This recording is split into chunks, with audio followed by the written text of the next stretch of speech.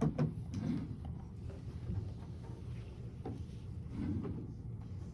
you guys doing today? Good. Solid. Awesome. Just, coming back off this win, and we didn't play perfect against Nebraska, but we played good enough to win. And you're constantly, it's still January, even though the calendar's flipping pretty quick. It's still January. There's still a lot of time for us to get better. So I see us getting better in different areas, offensively and defensively, and we got to continue to grow as a team. This is another, you say it every week in this league, but it's another tough week for us. Going into Rutgers tomorrow night in just a great atmosphere. They're the #1 defense in the league, the 4th-ranked defense in the country. So trying to crack that code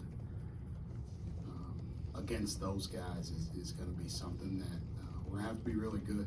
We're going to have to be really good offensively to attack them.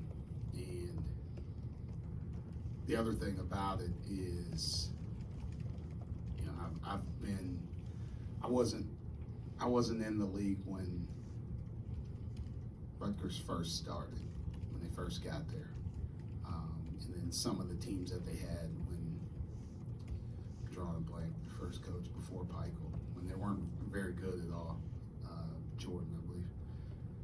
But like what Coach Peichel's been able to do in this short amount of time that he's been there, and then the atmosphere that they have, and Jersey Mike's is now what it's called.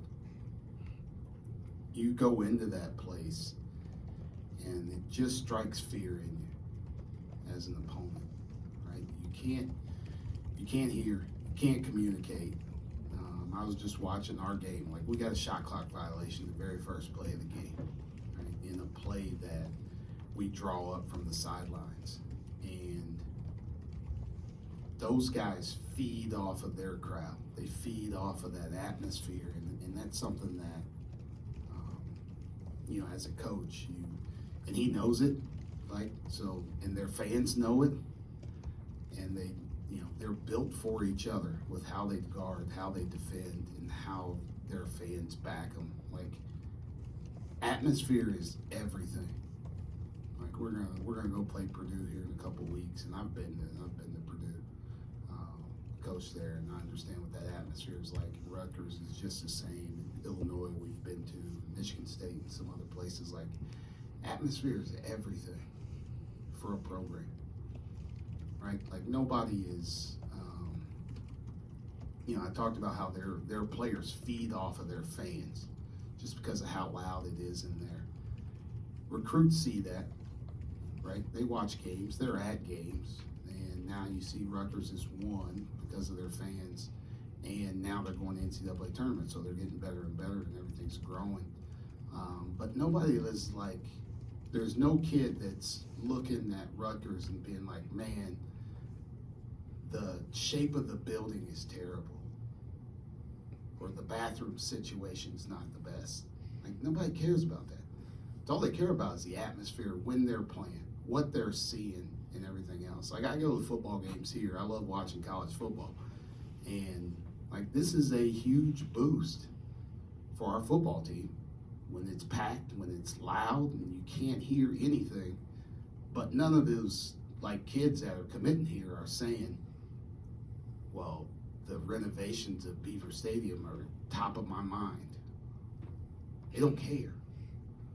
All they care about is when I'm playing, how loud it is, right? If I'm playing defense and the offense is struggling to hear, that's what kids care about. That's what kids see.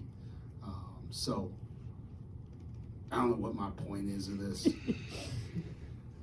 but atmosphere means everything, right? How loud it is, how organized it is, how great it can be to boost your program. And, we're getting ready to go into a great atmosphere. Well, maybe along those lines, Micah, having played at the Palestra now knowing what this Rutgers situation is all about, do you see yourself ever trying to play games at Rec Hall, which is a very similar atmosphere? Yeah, I mean, we'll do whatever, like, to help us. Like I said, nobody really cares. Like, if people come into the Bryce Jordan Center and it's loud as can be in here when we're playing a game, it's all they care about. It's all I care about. It's all our team cares about, right? Our guys don't care about, like, our recruits don't care about, like, the shape of the building, or like, oh man, these seats are not, like, in the right spot, or like, they don't care as long as it's loud, right? As long as there are people there that are showing interest in your program. We'll play wherever, right? I'll take my squad stay high if it gets loud in there. We'll ball out, right? And if it's loud in there and kids come to the game and they watch and they enjoy it, that's all they're gonna remember. And that's all we want them to remember. So, you know, we'll do whatever. We'll do whatever. I don't really care. Like, I'm not like this, like Bryce Jordan Center is what we got. Right? I can't snap my fingers and it's gonna change. So, like, there's nothing wrong with it, right? I got a better seat than a lot of other people, right? But if the Bryce Jordan Center was rocking and as loud as can be, what's the difference between that place and Rec Hall, right? Football plays outdoors. There's a lot of space from the sideline to the stands, but yet I can hear every single person in there, and the noise is escaping from the top. So you can get loud wherever you want to get loud. If you'll indulge me one more, do you have ideas for things that could happen to Bryce Jordan Center to make the atmosphere? I mean, you just had your biggest crowd of the season. Are there things that you feel like could be done here to change that? I don't know. Like, I can. I'm a PE major. Like, yeah, I coach ball. That's about all I can do. But like, I've gone to football games here. I've gone to like hockey. I've gone to about every sport possible that's out there. Sorry, fencing. I have not been to fencing yet. Their season is about the same as ours, so that it gets tough, right? There's some I can't manage in season that if they would move them at different times, I would go. I've been to a lot, and like the one thing that kind of stands out is like football and hockey, like just how organized everything is, right? You know, like they know when they're cheering, they know what they're saying, they know what's coming next. Like coaching at Purdue, like you know at certain timeouts this is happening, right? That your crowd's going to do this at the start of the second half. They're going to do this after stops. Same thing like watching Indiana. I grew up watching Indiana, so I don't like we can work on figuring out everything else in here, but we got a chance here Sunday. It's our huge Thon game, and there's going to be a huge student crowd here. Let's be organized in what we're doing, right? Like now, first of all, I got to get my team organized, right? I can't be asking the fans to do something and then I'm terrible. I don't have my guys ready to play. Like we got to do our part. We got to do our part as well. But let's come up with something. Let's be organized in what we're doing, and let's make Michigan come in here and like, what in the hell is going on? And we did not expect this. That's what I want people to say. Coach, you went pretty deep into the bench against Nebraska, played 11 different guys. Is that something that's more matchup and situation based, with Kevin not playing well and Evan fouling out of the game, or is that something that fans should expect to see a lot more with the versatility that you have? Yeah, it's a little bit of both. Like I always go in with certain plans, and then sometimes your plans get thrown out because of maybe foul trouble or other things. But when guys are practicing well and doing things, like you want to give them a chance, and when they've earned a chance. Right? I think Dalian earned a chance and wanted to get in, but it also, we need to I got to be better at cracking into our depth a little bit and using our depth, right? So now Andrew Funk's not playing 39 minutes a game, right? Kendallion's spell him for 8 to 10 minutes and give us the same thing on offense and defense, right? Can Kanye come in and give Cam a spell or Pickett a little bit, and now we're taking some minutes where those guys are playing more, and we just, like, those few minutes of rest is probably helpful for them. So we'll continue to do that. We'll continue to play guys. You know, everybody plays a lot better at home, right? They're more comfortable here. On the road, it's a little bit tougher, but, you know, we'll still give guys a chance and, you know, try and get some of our high-minute guys down a little bit. Maybe that 2 minutes of rest is what they need, maybe that 3 minutes. And if we do it at the right time, if we do it around immediate timeouts, you know, it might be 2 minutes of game time, but it becomes 6 to 7 minutes in real time. And now that helps them, hopefully down the stretch. Mike, along those lines with talking about atmosphere and talking about using depth and getting more young guys involved, you've only had a handful of true road games this year. Going into that environment tomorrow, how do you think that some of these freshmen and younger players are prepared or ready for what they're going to see? Yeah, it's going to be. You can talk about it all you want, but until you step foot into it, it's a little bit different. So the one thing I always tell them is like, hey, it's going to be crazy, it's going to be rowdy, it's going to be boisterous, whatever, intimidating. None of those people are coming on the court, right? Still 5-on-5, right? If we had to fight our way out, like, I really, we'd be in trouble. We'd be in trouble. But like they're not coming on the court. They're staying in the stands. They're staying in their seats. So like now it's about us being focused on our task, and we need to become tighter as a group. I'm not gonna be able to communicate with them. There's gonna be times they're not gonna. I can say whatever I want, but they're on the other end of the court. They're not gonna hear me. So like now, our older guys need to lead the charge in that way. When there's timeouts, when there's dead balls, we need to huddle together, be tighter as a group, and help each other through those situations. So it's fun. Like it's fun to go into those environments, but you gotta be good, you gotta be focused, and you gotta play well. Fred Hoiberg was very high on Pickett. You've obviously been very high on Pickett, and understandably so. I wonder, with your NBA experience, how do you see his game projecting to that next level? I know it's a little bit off, but I think a lot of people look at him and say, where does he fit? Yeah. I'm a huge Fred Hoiberg fan, by the way. Like, as a coach, just as a person, like, Fred's like one of the most chill dudes you've ever met. And then, I grew up watching the Pacers, so like it's the mayor, man. He played for the Pacers, played for the Timberwolves, like all this stuff. It's but just an awesome dude. I think he's doing a great job. Like Pickett's got I think he's got a place. A lot of stuff in the NBA is, you gotta get somebody to believe in you first of all. You gotta have some person to believe in you, to give you a chance, and then it's about you taking advantage of that, right?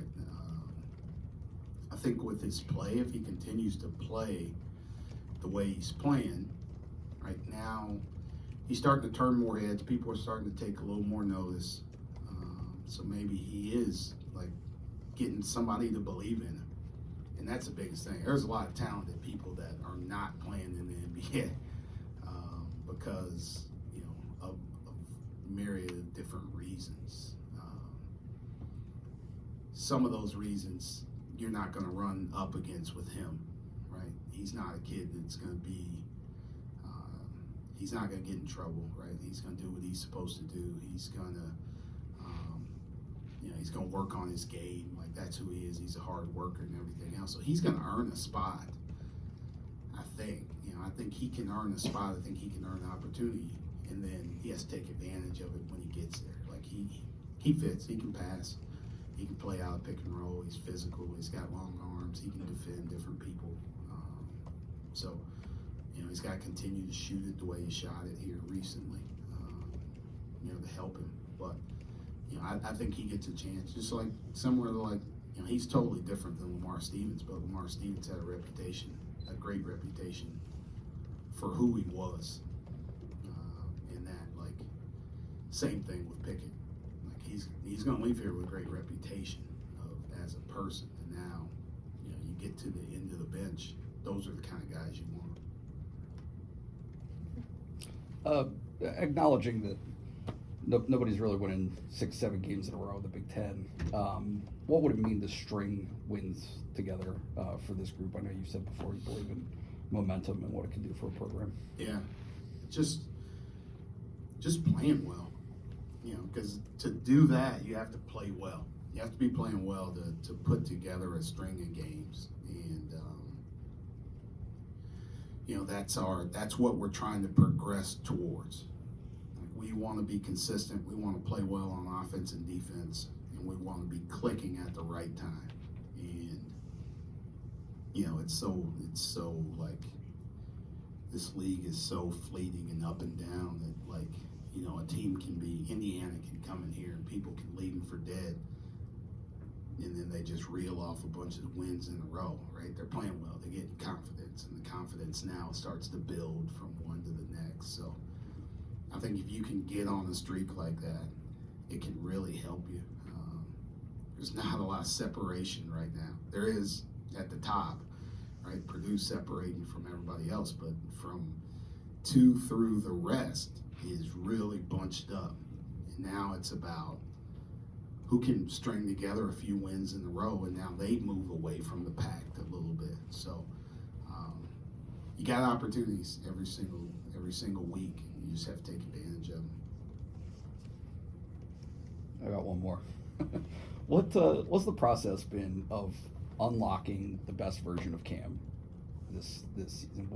What's gone into that, and where do you feel like he is in that process? Yeah,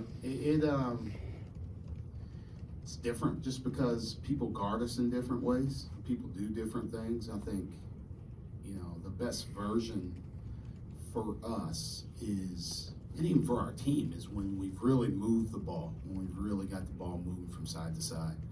And now we're all attacking closeouts. We're all getting kickouts and things like that. I think that for him has been really good. He's been really good in those when we've played like that. People are taking us out of a lot of things, right? So they're trying to not allow us to play like that.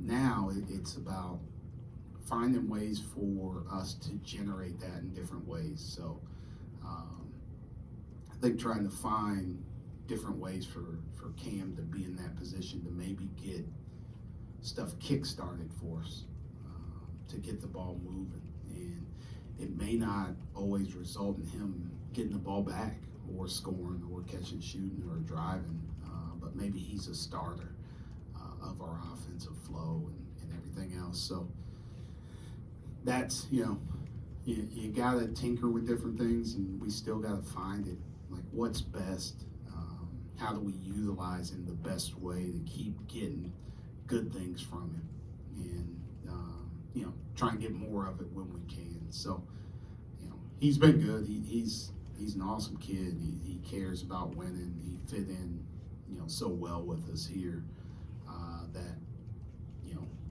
when he plays well, we're pretty tough to deal with. Thank you, guys. Thank you. Thank you.